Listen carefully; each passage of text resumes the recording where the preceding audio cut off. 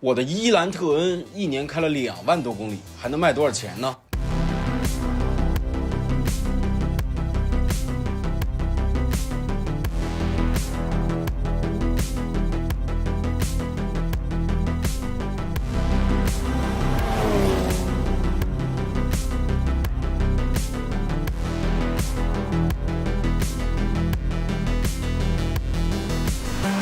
？Hello， 大家好，我是堂主。前段时间我跑赛车严重缺钱，于是不得不含泪出售我的9台传家宝，而其中我的伊兰特恩居然是卖的最快的。这是为什么呢？因为本堂主在筹钱提 Ioniq 5N 的时候，跟 4S 店说伊兰特恩要是卖不掉，我就没钱提5N。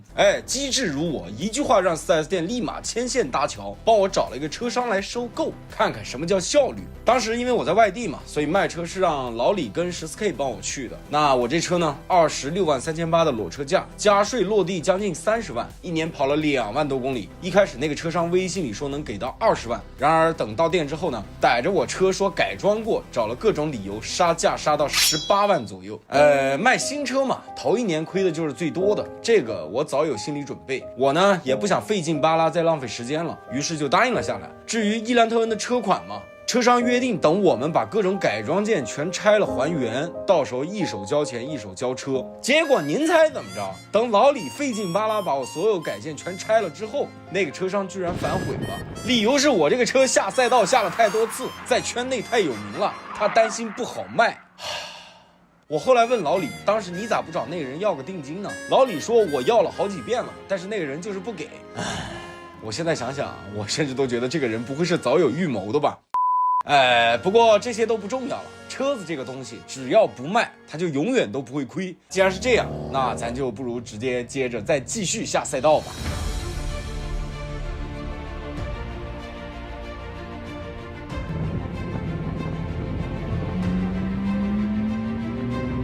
在去年的伊兰特恩打卡全国赛道之行的系列节目里，我的伊兰特恩大部分时候都是保持原装的状态。今年本来我是打算以满改的状态再去全国各地重刷一波的，但是我改件被那个挨千刀的贩子给骗的拆空了嘛，我就没有兴趣再重新装回去了。毕竟万一这个期间有人要买我车，我岂不是又要重新再装一遍？那其次就是我有5N跟小米也要重新再刷全国赛道，伊兰特恩重刷的事我是真腾不开功夫去做了。因此呢，我决定就简单弄一弄，赛道里随便玩玩，边开边卖得了。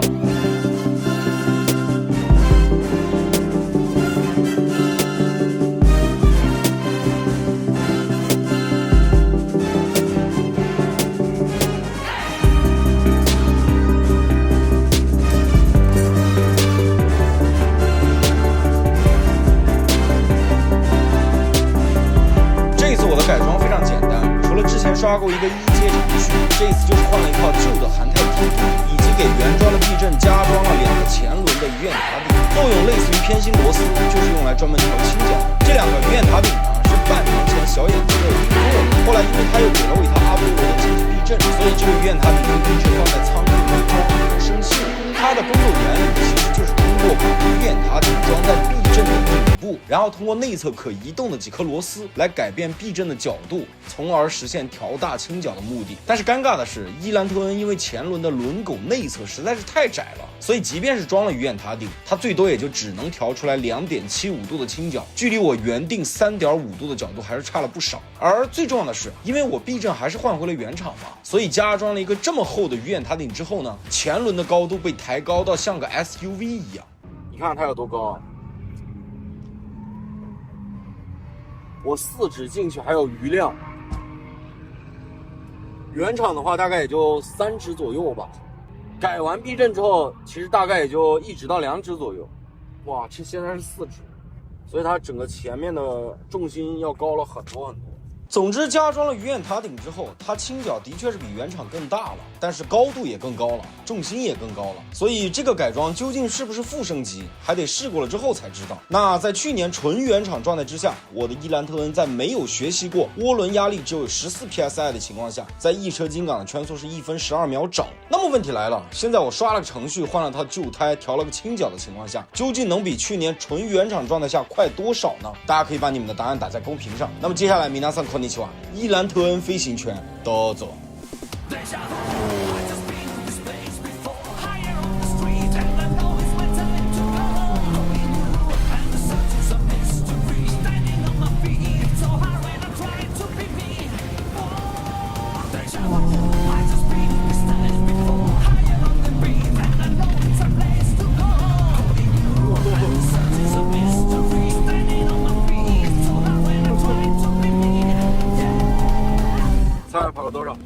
猜一个10.7，到了吗098， ？098，都被挡了，有两台宝马。098还被挡了，那我太保守了。对。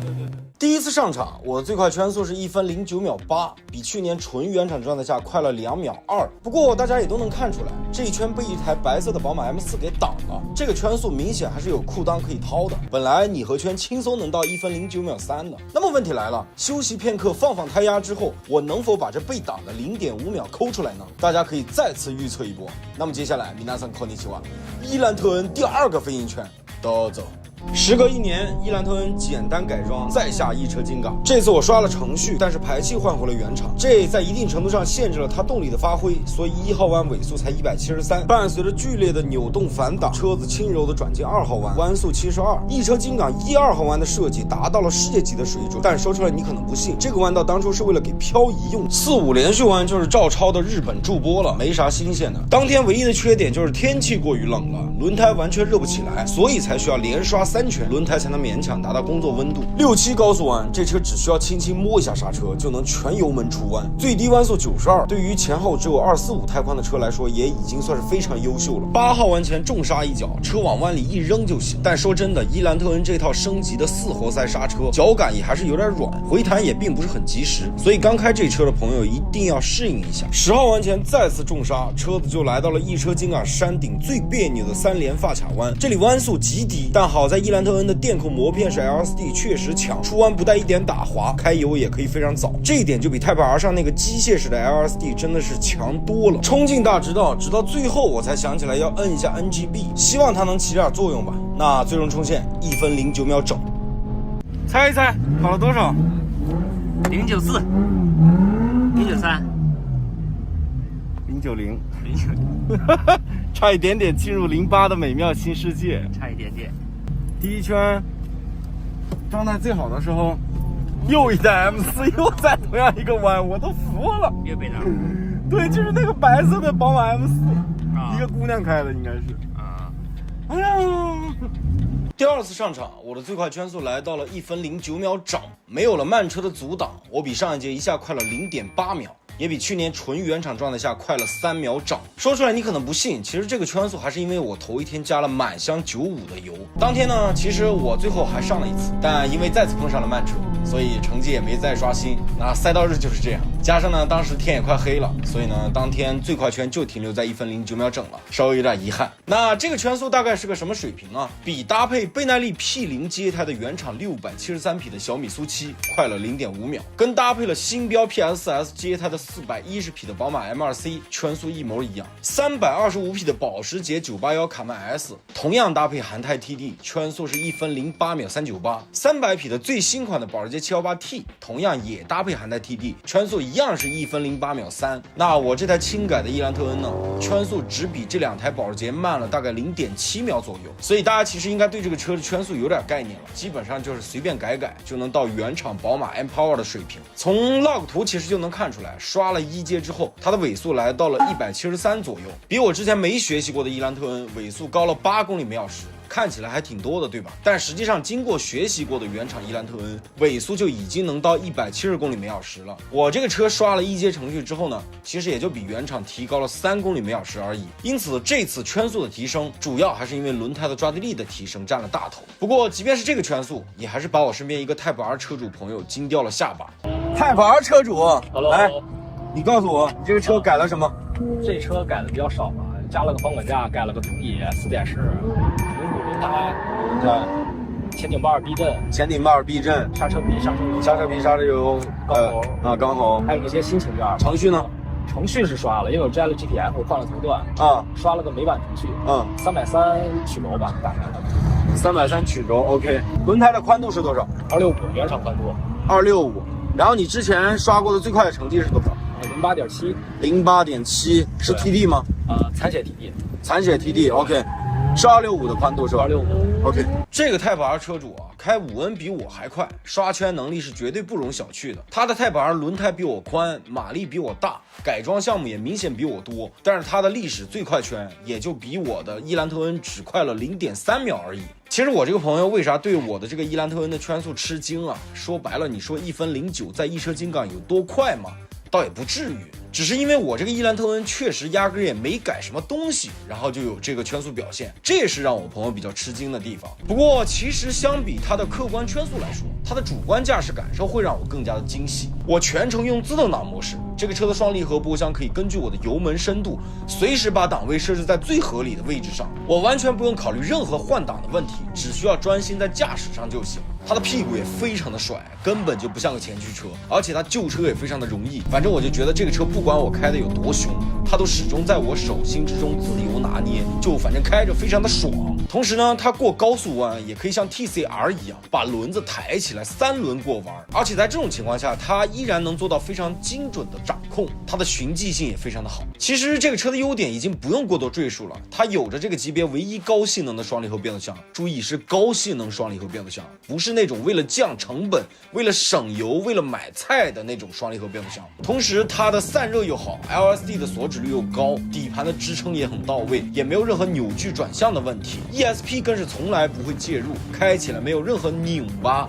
别扭的感觉。就光是这些其实就已经很无解了。那其实长久以来呢，性能车爱好者对伊兰特恩最不满的地方，其实就是因为它没有宽体，装不了大宽胎，它只能用原厂的245宽度的轮胎，装一个255都费劲。而隔壁 Type R 呢就有宽体，能装305甚至315的大宽胎，所以呢大家就普遍认为伊兰特恩上限没有 Type R 高，这个的确是事实啊。但是你别忘了，它最低只要24万多，比 Type R 价格便宜了17万多呢。而且它用着这么窄的轮胎的情况下，无论是纯原厂还是轻改状态，都比用了更宽轮胎的 Type R 并没有逊色太多，甚至在一部分小赛道，伊兰特恩还能完成反杀，你还能要求它什么呢？